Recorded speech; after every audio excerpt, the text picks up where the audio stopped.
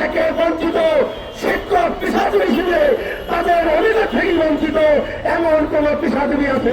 এই 40 বছরের খেসারত এই বাংলার মাটিতে আমরা আদালতের বিচার দায়ের করবো ইনশাল্লাহ। শিক্ষা উপদেষ্টার কাছে বাংলাদেশের এই হাজার হাজার লক্ষ লক্ষ শিক্ষক সমাজের পক্ষ থেকে প্রথম নম্বর দাবি, বাংলাদেশের স্বতন্ত্র তত্ত্বাবধায়ী মাদ্রাসা সমূহকে সরকারি করতে হবে, জাতীয়করণ করতে হবে। বাংলাদেশের রেজিস্টার স্কুলগুলিকে সরকারি করা হয়েছিল, আমাদের উপরে জুলুম করা হয়েছে, আপনাদের উপরে জুলুম করা হয়েছে, জুলুম করা হয়েছে, আর জুলুম করতে দেওয়া হবে না। পরিচ্ছন্ন দূরীকরণে যদি পুলিশের গুলি, পুলিশের বুলেট যদি আমাদের বুকে আসে, সেই বুকে বুলেট গুলি দেওয়ার জন্য সর্বপ্রথম আমি রফিকুল ইসলাম আস্তানি প্রস্তুত রয়েছি।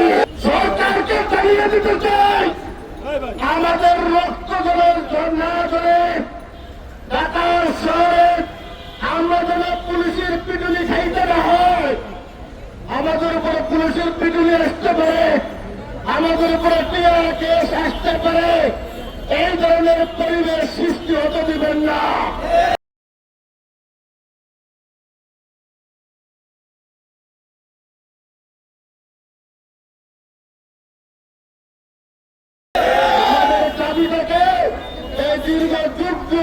বছরের দাবিটাকে সহজে মেনে নেন, অনতি বিলম্বে স্বতন্ত্র অত্যাচারী মাদ্রাসা সমূহকে জাতীয়করণ করা হোক, সরকারি করা হোক, যেইভাবে রেজিস্টার স্কুলগুলিকে সরকারি করা হয়েছে।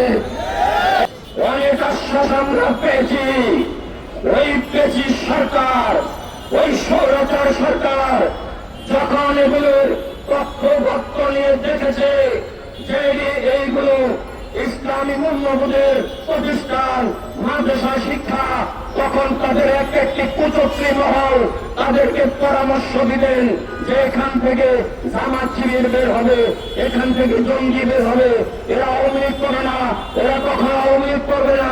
তখনই ওখানে গিয়ে এটা ব্রেক হয়ে যেত।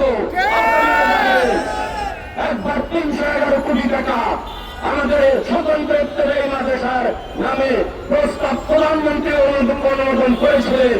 যখন এই মন্ত্রণালয়ে এসেছে, ওই কুচক্রী মহল গোল মিটিং করে সিদ্ধান্ত নিল এটা হতে দেওয়া যায় না, তাই ওই বরাদ্দকৃত টাকাও অন্য খাতে নিয়ে গেল। আমাদের এই মাদ্রাসার দাবি আদায় হলো না। আমরা যে বাংলার সন্তান নয়, আমরা যে বাংলার ভোটার নয়, আমরা যে বাংলাদেশের যারা নির্বাচন করেন তাদেরকে কি আমরা ভোট দেই না?